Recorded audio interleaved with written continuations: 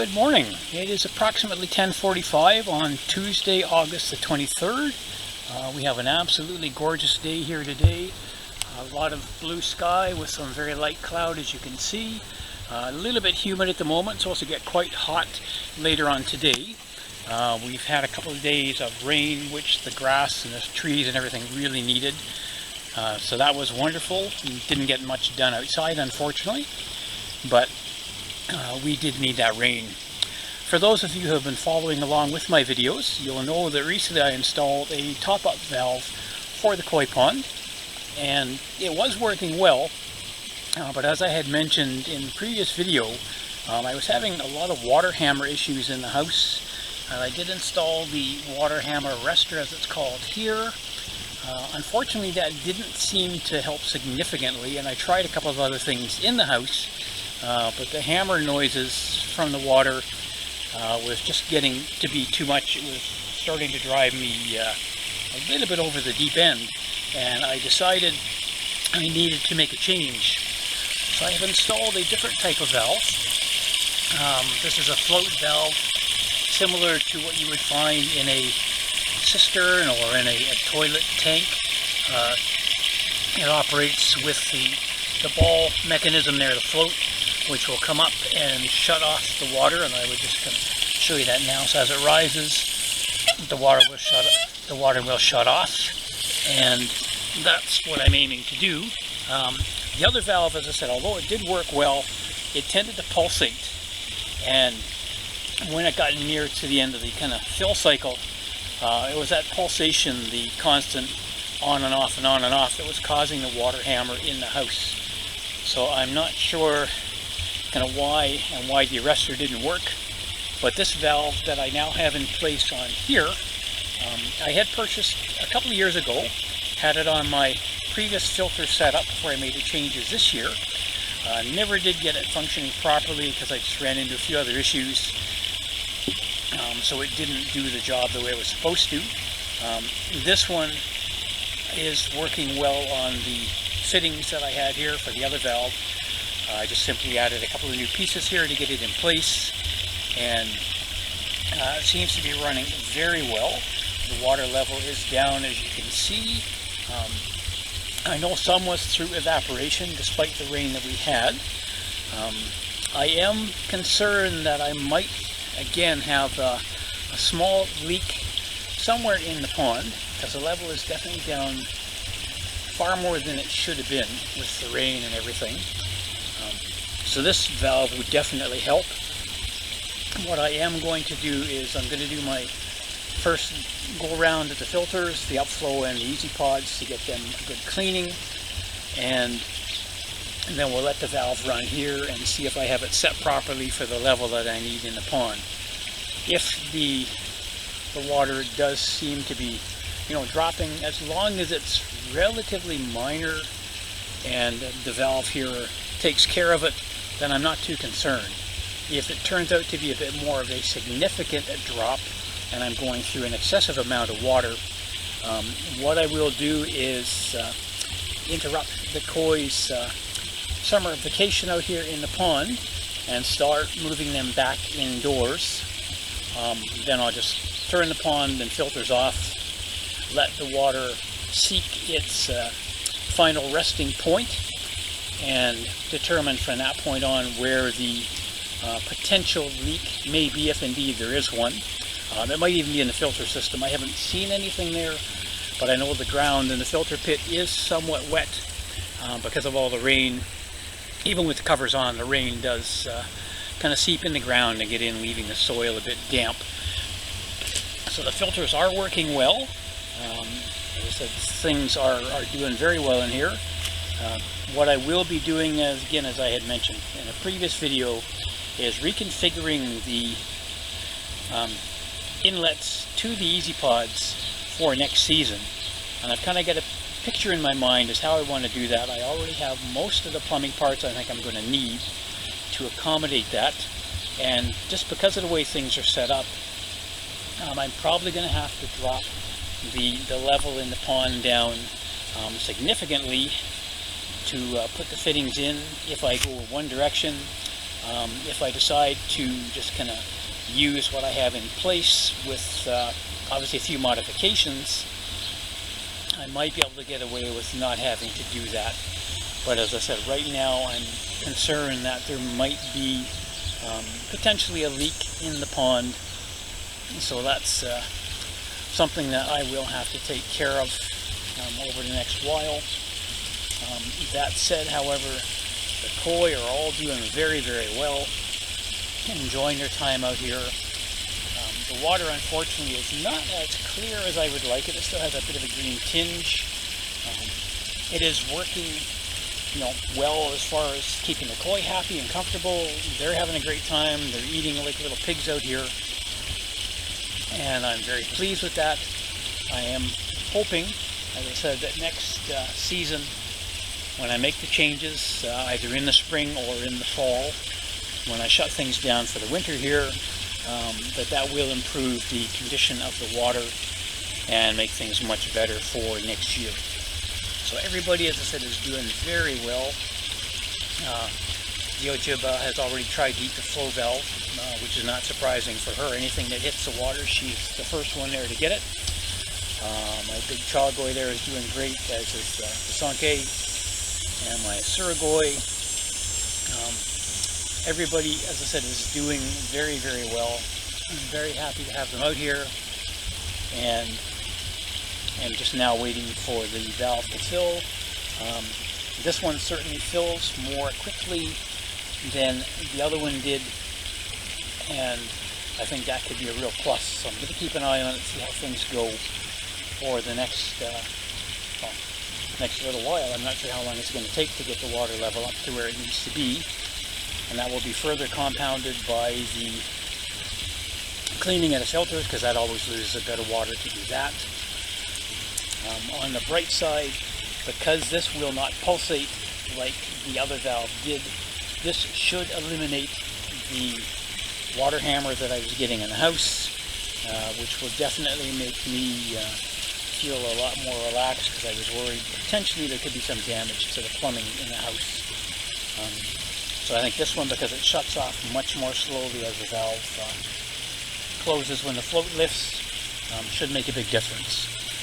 So I'm going to let that run for a while. I'll get back a bit later in the video with an update and let you know how things are going. And I do have a addition to my fish collection expected to be delivered this afternoon. I ordered some from a company in California, United States, yesterday. According to the tracking, they are in Canada already, so they've cleared customs, which is awesome.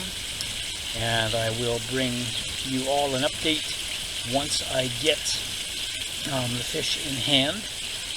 Hopefully they should be here by some time this afternoon.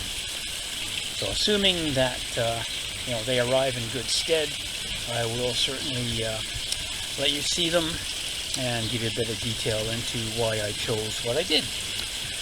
So stay tuned. I will be back with you in a while with an update on the new fill valve, and an update later on today regarding the new fish.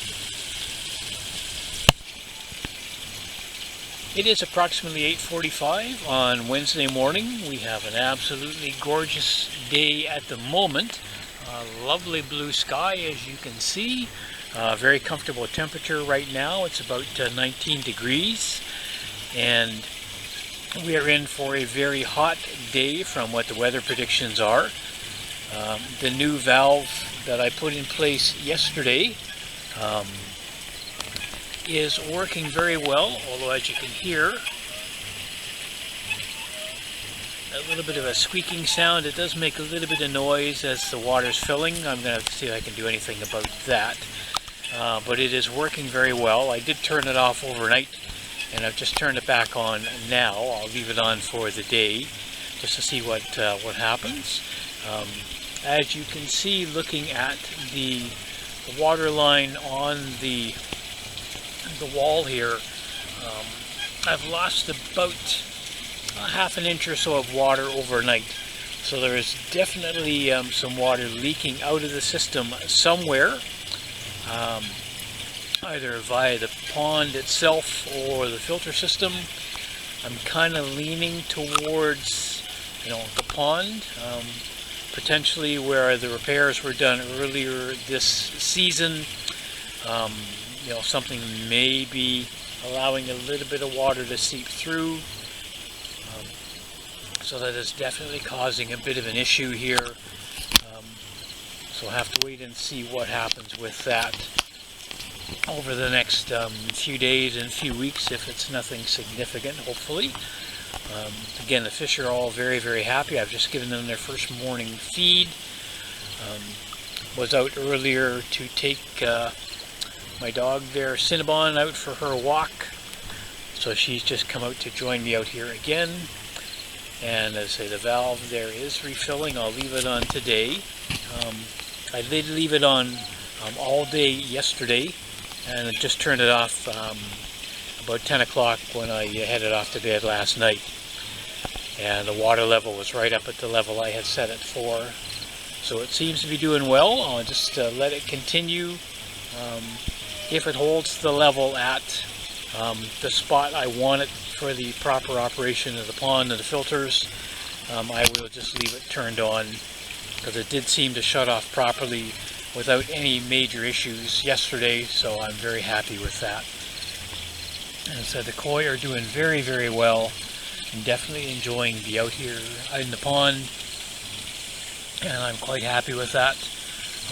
I'm going to get the first filter cleaning of the day on the upflows started in a few moments, and we'll see how that goes. They are working extremely well, have collected a lot of debris every single day.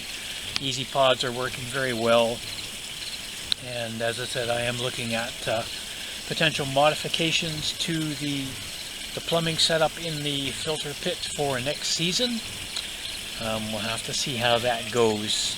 I have some ideas in mind, and as I mentioned, do have a lot of the plumbing fixtures already from some of the work that was done on the filters a couple of years ago, and then everything stopped, of course, last year because of my illness. But we're back in business now. The valve is something that I wish I had put in place previously, but it's one of those live and learn and make changes as we go. So I will get back with another update on how things are going very, very shortly. So thank you all again for kind of hanging in, and look forward to some more updates and more videos coming soon.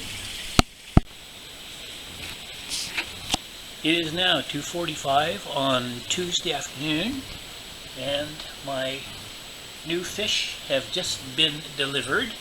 So I've just opened the top of the box here. Just give you a quick look as we do this. They certainly appear to be well packed. Some foam insulation and some instructions there on how to acclimatize the fish. And there are 5 bags in here, as you can see. And a surprise maybe for all of you is that these are little ranchu goldfish. Now they have been all double bagged, looking good. There we go. I know they're a little bit hard to see right now. I do have a tank set up down in the basement for them. So what I'm going to do is take them downstairs, get them into the tank. And again, I do apologize. I know it's a little hard to see them here. You will get a better view of them all a little bit later on. Once they have settled in downstairs, I'm going to take the box and the bags down now, let it float for a while to acclimatize the temperature for them, and then I will take them out and give you a little bit better look before I put them into the tank. So I will be back with you all very shortly.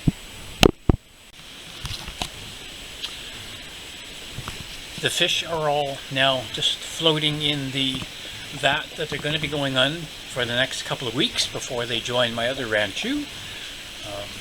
Just kind of come back so you can see a little better here. This is a 50-gallon vat from a company called Tough Stuff, which is available here in Canada.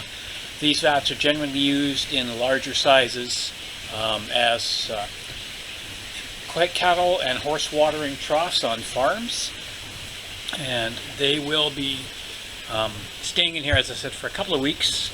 Has its own separate filter system going at the moment.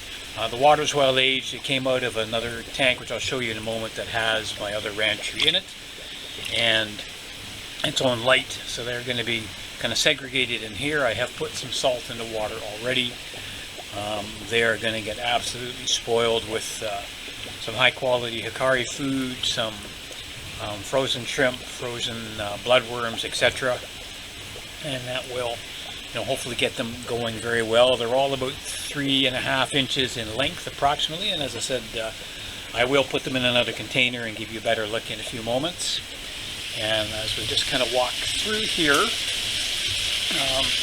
you have seen, or many of you will have seen, my indoor tank, which is the one right there, and that has my sturgeon and a nisai and 2 tosai in there at the moment that were too small to go out with the big koi. This is the home the koi will be coming back into. If there's issues with the pond, then even if there are no issues, they'll be back in here for the winter. And this is the setup that I have for my other ranchu. These are 160-gallon vats, similar to the 50 that the new ones are now in. There are 6 other ranchu in here. I know they're kind of hard to see. There's one down there. 4 of them are completely black. They are what they call Thai ranchu. And I will get another video just kind of showing them as well. And then another one here. I've had her for a while now.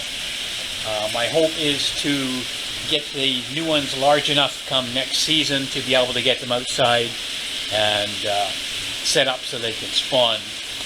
Now, koi are definitely my obsession, hence the name of my koi channel, My Koi Obsession.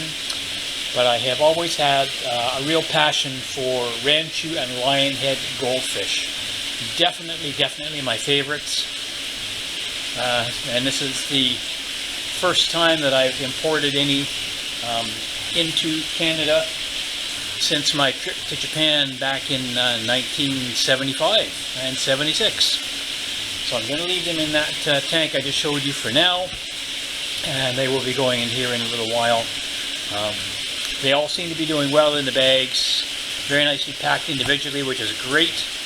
And as I said, this is the tank for the sturgeon, which are doing well. I hope to be doing a video on them soon, and I'll get a bit more in depth into the DIY filters I have running over here for them, and get a bit more into the sturgeon, showing their size, etc. In the not too distant future. So I'm going to end it there for a moment, let the bags with the new fish get acclimatized to water temperature, and then I will get them out and give you a much better look. So I will be back with you shortly.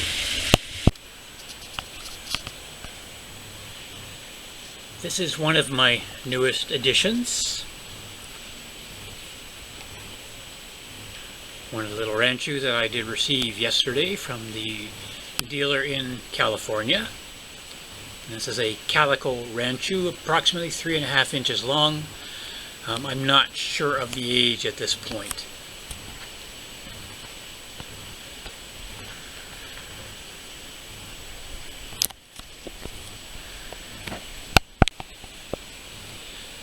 And my second ranchu.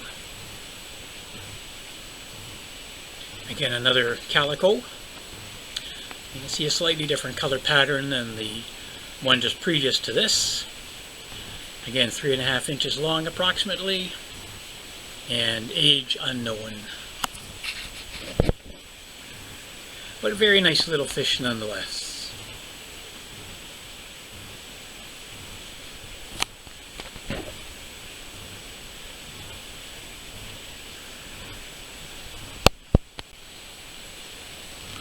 And here we have the third one of the collection. Again, another calico ranchu, 3.5 inches like the others. And this one is still on the darker side, which I really like, but definitely has some more white on it, so it makes for a nice contrast to the two previous ones that you just saw. Nice little fish.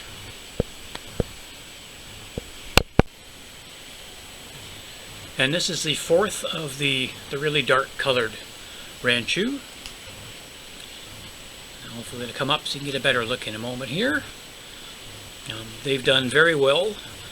They had a good night, considering the trip from California to here in Oshawa, Ontario took just slightly less than 24 hours. They have all done very, very well, and they are going to get a treat of some frozen shrimp once I finish with the video section here.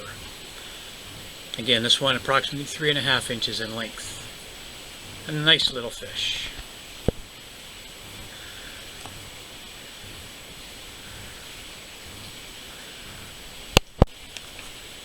And this is the final one in the group that I purchased.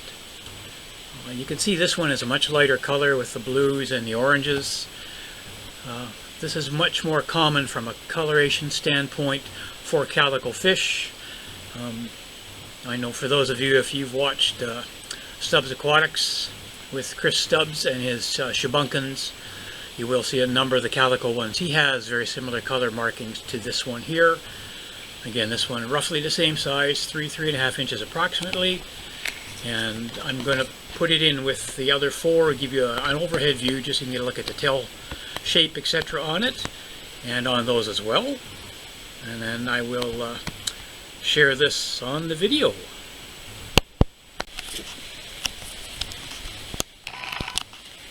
And just a quick overhead view of the fish. You can kind of see that very distinctive shape they have on their tails.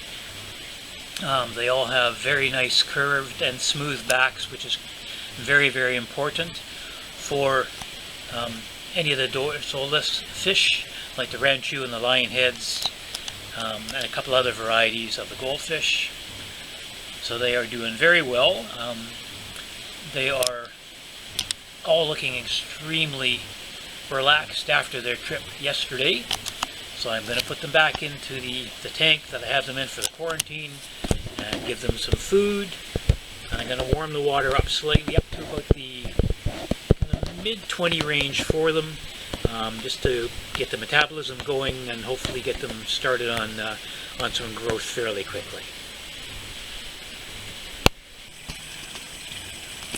Alright, it's approximately 11:30 now on Wednesday morning, and I'm going to call it quits out here for today when it comes to the pond, at least for now. I will come out and do another filter cleaning later on this evening.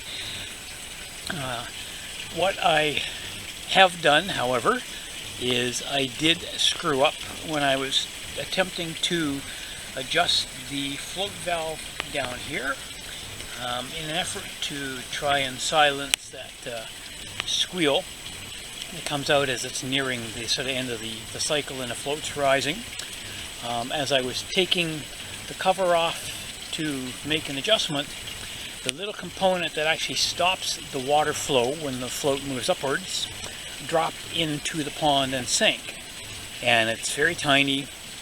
I have no idea where it's gone. My hope is in the next 2 or 3 days that it will make its way into the bottom drain, and from there into the easy pod where I can retrieve it.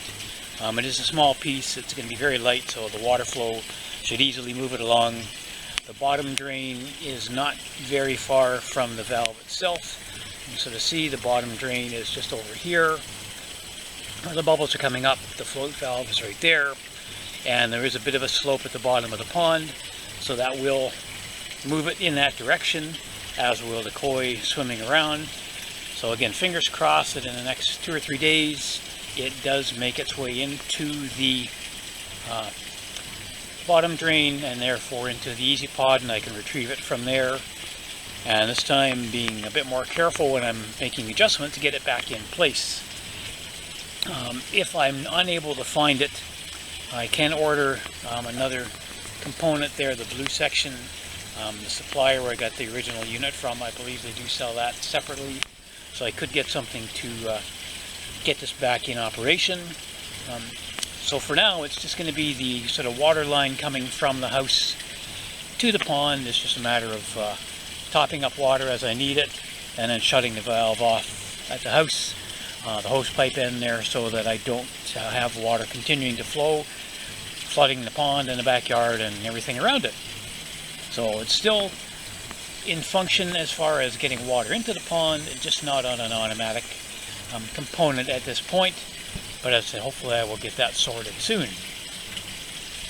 But I think most of us at some point or another have dropped something into the pond which we didn't want to happen, and we don't always find it right away.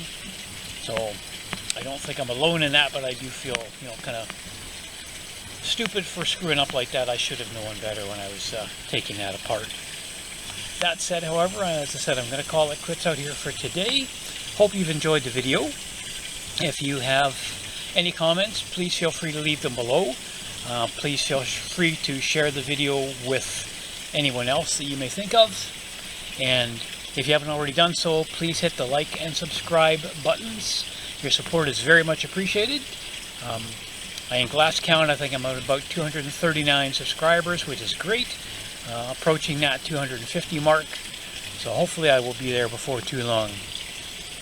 And once again, thank you all for watching, for your participation and your comments, and happy ponding.